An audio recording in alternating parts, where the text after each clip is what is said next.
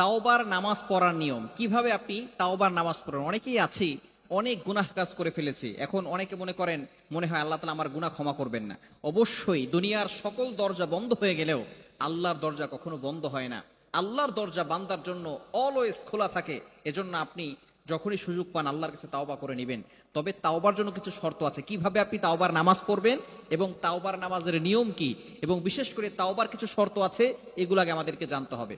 তাওবার শর্ত হচ্ছে নাম্বার 1, 1 নাম্বার হচ্ছে আপনি যে গুনাহগুলো করছেন সেই গুনাহগুলোকে স্টপ করে দিতে হবে। সেই গুনাহ আর করা যাবে না। যতগুলো গুনাহ আপনি করেছেন সকল গুনাহ স্টপ করতে হবে।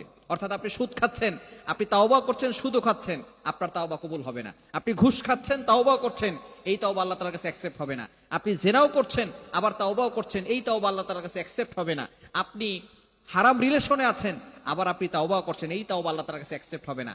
এজন্য 1 নাম্বার হচ্ছে আপনি যে গুনাহ কাজগুলো করেছেন এই কাজগুলো একেবারে স্টপ করে দিতে হবে, একেবারে সবকিছু বন্ধ করে দিতে হবে। নাম্বার 2, দ্বিতীয় নাম্বার হচ্ছে গুনাহের জন্য আপনাকে লজ্জিত হতে হবে। Acknowledgement, you have to acknowledgement, আপনাকে স্বীকারোক্তি দিতে হবে এবং আপনাকে লজ্জিত হতে হবে যে আল্লাহ আমি গুনাহের কাজ করে ফেলেছি। অনুশোচনা যদি আপনার ভিতরে আসে আল্লাহ তাআলা আপনার গুনাহগুলো ক্ষমা করে দিবেন। এবং 3 নাম্বার হচ্ছে মোস্ট ইম্পর্টেন্ট, সেটা হচ্ছে আল্লাহ তাআলাকে কমিটমেন্ট দেওয়া, আল্লাহ আমি আর কখনো এই ধরনের গুনাহের কাজ করব না, আল্লাহকে ওয়াদা দেওয়া। সুতরাং তাওবার শর্ত হচ্ছে এই 3টি। 1 নাম্বার হচ্ছে গুনাহ একেবারে বন্ধ করে দেওয়া, দ্বিতীয় নাম্বার হচ্ছে লজ্জিত হওয়া, তৃতীয় নাম্বার হচ্ছে আল্লাহ তাআলাকে কমিটমেন্ট দেওয়া, আর কখনো গুনাহের কাজ করা যাবে না। তবে 4 নাম্বার আরো একটি শর্ত আছে, সেটা হচ্ছে যদি কোনো ব্যক্তি বান্দার হক নষ্ট করে থাকে তাহলে বান্দার হক তাকে ফিরিয়ে দিবেন। মনে রাখবেন, আল্লাহর হক আপনি নষ্ট করেছেন, নামাজ পড়েন নাই, আপনি রোজা রাখেন নাই, আল্লাহর হক নষ্ট করেছেন, আল্লাহর হক ক্ষমা চাইলে আল্লাহ তাআলা ক্ষমা করে দিতে পারেন। তবে বান্দার হক যতক্ষণ পর্যন্ত বান্দা ক্ষমা না করবে ততক্ষণ পর্যন্ত আল্লাহও তাকে ক্ষমা করবে না। এজন্য অবশ্যই আমাদেরকে সতর্ক থাকতে হবে। তাওবার জন্য এগুলো শর্ত। এরপরে আপনি যে কোনো সময় অজু করে পবিত্র হয়ে 2 রাকাত নফল নামাজ তাওবার নিয়তে পড়বেন, যে আমি তাওবার নিয়তে 2 রাকাত নফল নামাজ পড়তেছি।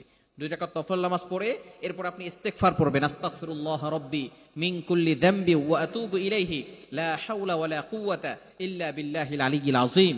এছাড়া আপনি সাইয়্যিদুল ইস্তেগফারটাও পড়তে পারেন, আল্লাহুম্মা আনতা রাব্বি লা ইলাহা ইল্লা আনতা খালাকতানি ওয়া আনা আবদুকা ওয়া আনা আলা আহদিকা ওয়া ওয়া'দিকা মাসতাতা'তু আউযু বিকা মিন শাররি মা সানা'তু আবুউ লাকা বিনি'মাতিকা আলাইয়া ওয়া আবুউ লাকা বিযামবি ফাগফিরলি ফাইন্নাহু লা ইয়াগফিরুয যুনুবা ইল্লা আনতা। এই সাইয়্যিদুল ইস্তেগফার যে ব্যক্তি দিনে পড়বে, ওই দিনে মারা গেলে আল্লাহ পাক রব্বুল আলামিন তার জন্য সরাসরি জান্নাতের ব্যবস্থা করে দিবেন। এজন্য এই দোয়াটা পড়ে এরপরে আপনি তাওবার নামাজ পড়ে ইস্তেগফার পড়ে আপনি আল্লাহর কাছে দোয়া করবেন। আপনার দোয়াগুলো আল্লাহর কাছে বলবেন, আপনার গুনাহের জন্য ক্ষমা চাবেন এবং আপনি যে লজ্জিত হয়েছেন সেটা আল্লাহর কাছে বলবেন। এরপর আপনি আল্লাহকে কমিটমেন্ট দিবেন।